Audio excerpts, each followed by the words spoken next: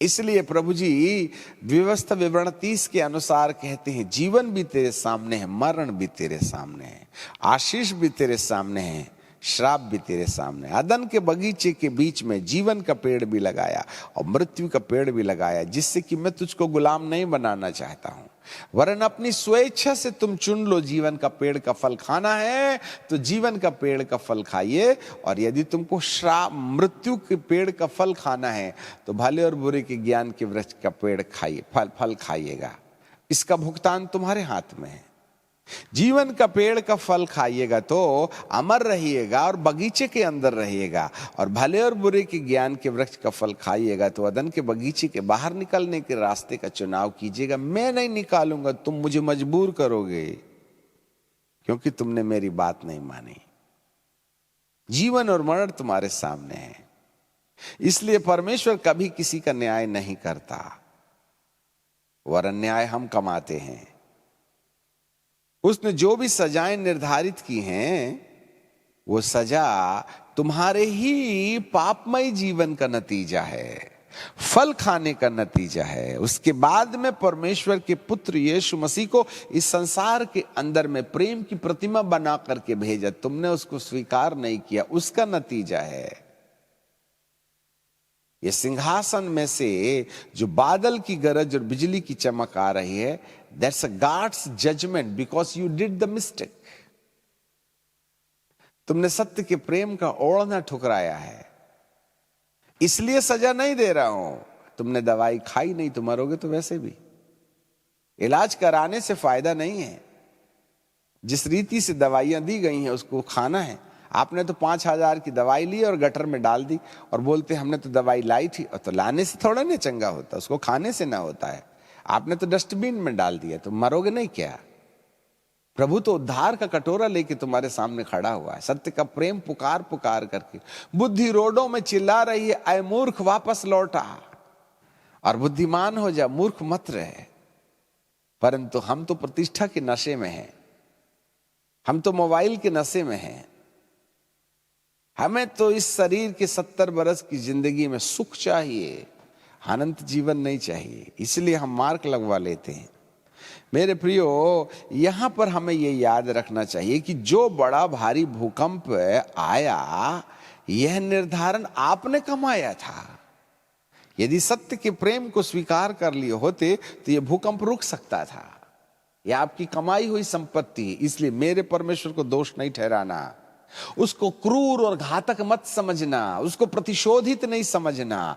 वह आज भी दयालु, इसलिए 7 साल के महाक्लेश काल के आखिरी तक वह कह रहा है, आ जाओ आ जाओ आ जाओ। नहीं हुआ तब प्रभु जी कहते हैं पूरा हुआ, the time is over now. तब बिजलियां चमकने लगी, अंदर से बड़ा शब्द हुआ, गर्जन हुआ, और ऐसा बड़ा भूडोल हुआ जो मनुष्य को पृथ्वी पर बनाए जाने के वक्त से लेकर अब तक कभी नहीं हुआ था। जी हां, और उस बड़े नगर के 3 टुकड़े हो गए। अब ये कौन सा वाला बड़ा नगर है?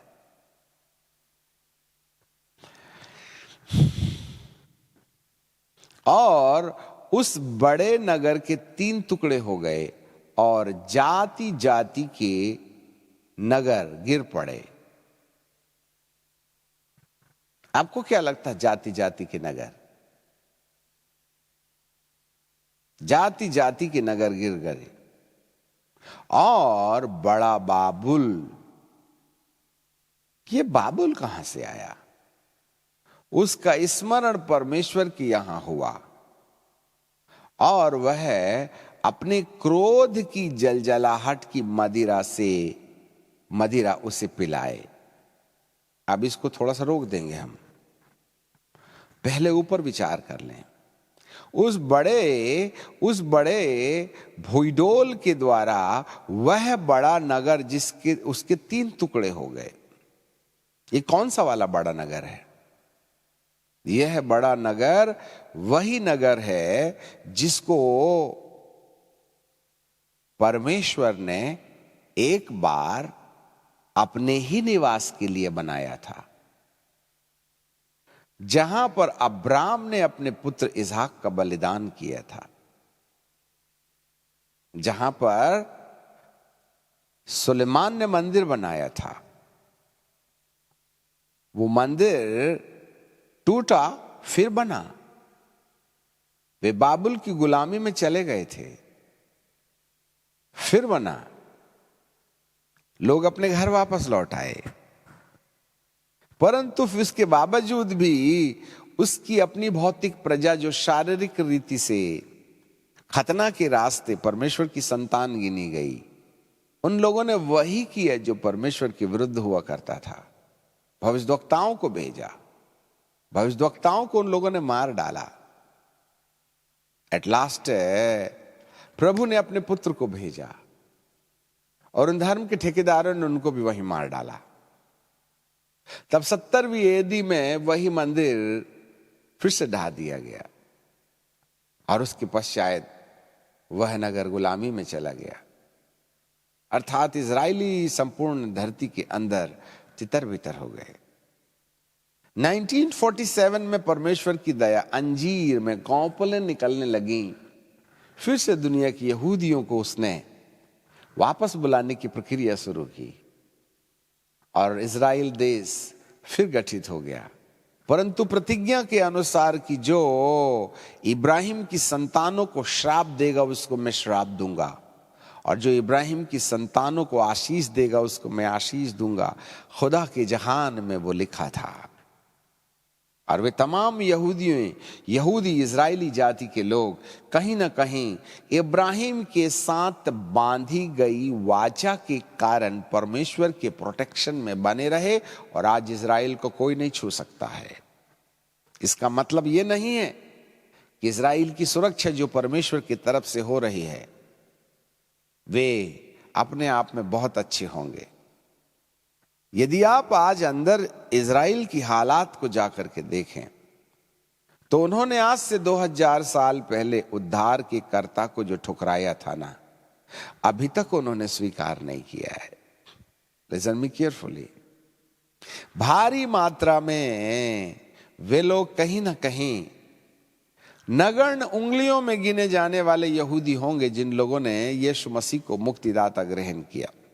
यदि आज 2020 में जेरूशलेम को सेंटर बना करके 500 किलोमीटर और 500 किलोमीटर उत्तर दक्षिण पूर्व पश्चिम हजार किलोमीटर के रेडियस के अंदर में जाकर के यदि आप देखें तो वहां पवित्र आत्मा का बपतिस्मा नहीं हो रहा है, वहां आत्मा से भरपूर लोग नहीं हैं। परंतु बीते 2017 के बाद में कुछ लोगों के ऊपर परमेश्वर का अनुग्रह नजर आ रहा है। लोग पवित्र आत्मा से भरपूर हो रहे हैं, यीशु मसीह पर यकीन करना शुरू कर रहे हैं।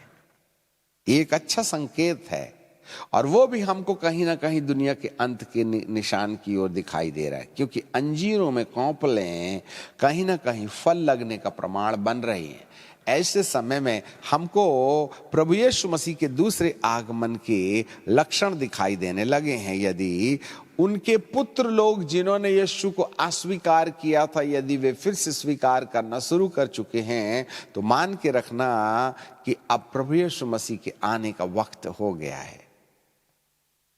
जब कभी तुम अंजीर में कौपले निकलते देखो तो जान लेना कि ग्रीष्म काल का निकट आ गया है। अंजीर का संबंध यहूदी समुदाय से है, जी हाँ, परंतु उसके बावजूद भी वे मसीहा यीशुआ मसीहा को अपनी जिंदगी में मुक्तिदाता ग्रहण करने के लिए तैयार नहीं, क्योंकि मूसा की व्यवस्था में आज भी वे अंधे पाए जाते हैं। उद्धारकर्ता अन्य जातियों को अर्थात विनियार्ड को या अंगूर की बेला को अर्थात वो तमाम अन्य जाति से आए हुए लोगों को उठा के लेके चला गया, परंतु यहूदी समुदाय ने अभी तक मास मूवमेंट में भारी मात्रा में प्रभु यीशु मसीह की सत्य को स्वीकार नहीं किया। तब 7 साल का महाक्लेश काल शुरू हुआ, एंड देन एलिया और मूसा आए। अब एलिया और मूसा के आने के बाद भारी रूपांतर जो है 1,44,000 लोगों में हुआ। एंड देन फिर स्त्री जंगल में भाग गई और वहां पर जो है वे मूसा और एलिया के संदेश से रूपांतरित होते रहे। और आपको मालूम होवे, जो बदल गए वो बदल गए, जो नहीं बदले कई यहूदी होंगे जो आज भी मूसा की आज्ञाओं को बात नहीं मानेंगे, एलिया की बात नहीं सुनेंगे और प्रतिष्ठा के कारण हाथ में उंगलियों पर अपने अपने हाथ पर और अपने माथे पर मोहर लगा लेंगे। और एक बात और ख्याल रखिएगा कि आज भी यहूदी अपना वह मंदिर बनाने की बात करते हैं जिस मंदिर को सुलेमान राजा ने बनाया था। जब सुलेमान राजा के द्वारा बनाए गए मंदिर को यीशु मसीह की मृत्यु के बाद रिजेक्ट कर दिया गया और 70वीं एडी में उसको ढा दिया गया और अभी तक बनाया नहीं गया है वो, और बनाया जाएगा भी नहीं, क्योंकि अब उस पत्थर के मंदिर जहां पर भेड़ों का बलिदान किया जाता है वो सिस्टम खत्म हो गया है। इसलिए तो अख़मीरी रोटी के पर्व में जब मेमना बलिदान किया जाना जरूरी था, लूका के 22 अध्याय में लिखा हुआ है, प्रभु यीशु मसीह ने उसी अख़मीरी रोटी के पर्व को उपरोती कोठरी में मनाया और वहां मेमना बलिदान नहीं किया। मेमने की जगह में उसने अंगूर का रस ले लिया और रोटी ली और रोटी तोड़ करके कहा, लो इसे खाओ, ये मेरा शरीर है, और दाखरस दे करके कहा, लो इसे पियो, ये मेरे लहू की चिन्हानी है। वो मेमना जो लोग आज बलिदान कर रहे हैं वो मेमना तो मैं ही हूं। इसलिए सब घर में मेमना बलिदान किया गया, परंतु सुप्रोती कोठरी में मेमने का कोई काम नहीं था। ये तो मेमना प्रभु यीशु मसीह खुद ही थे।